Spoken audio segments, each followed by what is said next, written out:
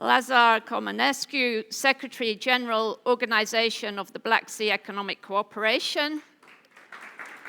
Thank you very much. I will try to be quite brief and make 3 or 4 points. But before that, allow me to share with you that for me, being back in Bucharest, being back at home, of course, it's always very nice. But much nicer is also, well, very nice is also the fact that I have the pleasure and honor to be member of a panel where high, well-known personalities are participating. And really, I was yesterday at the Athene meeting Prime Minister Davutoğlu, and I told him I so well remember when he was Prime Minister, I was ambassador in Germany, and I participated in a very interesting gathering there, and the contribution of the Prime Minister in that debate was wonderful. So with this, my 4 points. And my first point is linked to a remark which was made by Prime Minister Bolojan. He was referring to the economic security, and this is what I want to stress.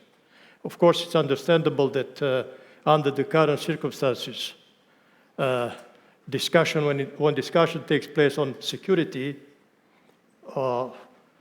almost everything, if not all, is concentrated on hard security. But it is extremely important to take into account that there is a strong economic dimension of security.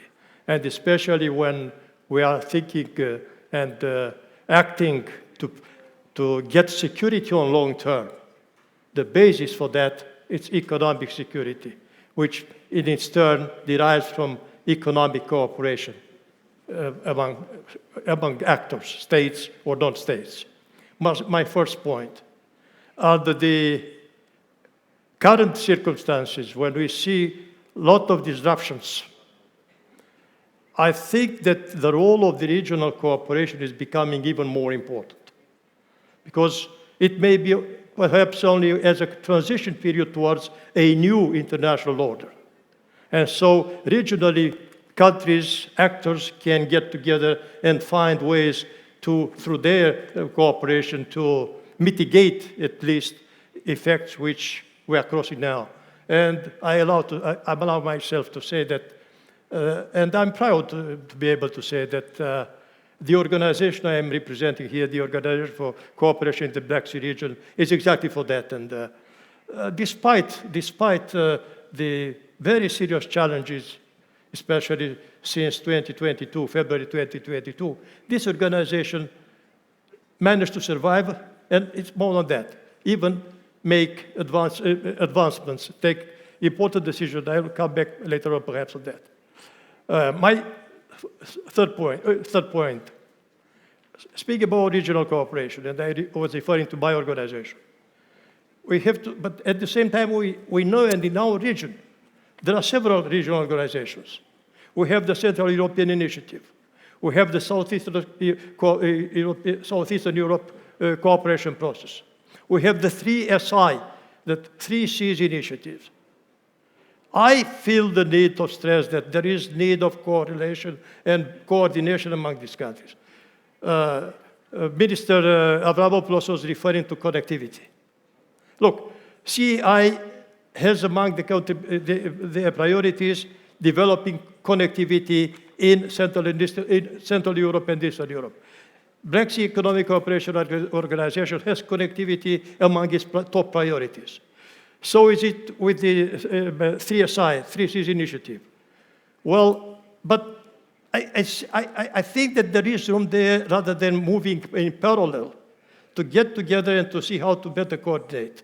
And if not, why not, if possible, to merge some efforts, especially financial resources dedicated to this type of projects. And my final remark. Even in the worst situations, conflicts, and I allow myself to speak based upon what I've been experiencing in the last 4 years. I think it is absolutely necessary that even when there is among or between the strongest possible adversaries, countries which are in conflict, there is need, and one should seek to maintain dialogue, channels of communication. I think that talking to each other, even shouting to each other, is much better than shooting at each other. That's what I wanted to say. Thank you very much. Thank you very much indeed. Obviously, within this region, there is also not just cooperation, but there's also competition too, and in the energy sector, and everybody to one degree or another is pursuing their own interests. And in the context of what's now happening in the Middle East, fallout from the war, could we see a situation in which this could derail some of the very positive, momentum that we've seen in recent years, rapprochement between Greece and Turkey, very positive things happening there, other examples? Or do you actually see this conflict bringing the region together? So and how? This is the point. This is my question. I really am putting it again to all of you, just on this cooperation point. So concretely, how do you think we need to proceed? Mr. Comănescu. Well, first, allow me just to continue what Geoff was saying, and I fully subscribe to his underlining of the importance of involving the entrepreneurial community, the business communities in all this endeavor. And I would go even further, say that, when it comes to the governments may take decisions about developing a specific project, be it infrastructure and so on. But at the end of the day, that project is to be implemented by the entrepreneurs. This is why, and I have some experience from the organization, this is why I think that it is extremely important that the business community, the entrepreneurial community, be involved from the very beginning, not just in implementing some projects or decisions taken by the public authorities, but in the formation, in the shaping of those decisions. This is also very much important. Continuous consultation with the private sector, with the entrepreneurial community more. It's extremely important, and this is, I'm proud to be able to say, that we in this organization avail of a business council of the Black Sea Economic Cooperation Organization, which is exactly the place where the representatives of the business communities of each of the member states of the organization are acting. This is the comment which I wanted to make. As to your question, I would dare say, and again, based upon what I've been seeing developing in the region, I think that within this increasing awareness about the growing importance of regional cooperation, bilateral relations among the member states, which are part of those regional platform or formation of dialogue, the possibility, the prospects of that those bilateral relations also develop and being strengthened. And I have just one example.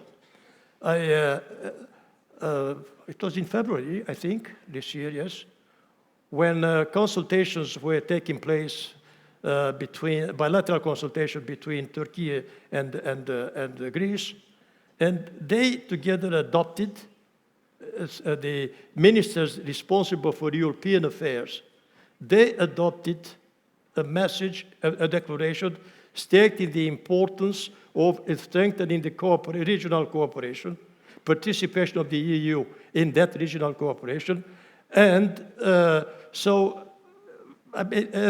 two countries to join efforts in order to strengthen this cooperation. So just one example that it may be that even in time of crisis, the need of strengthening bilateral relations is becoming even more important.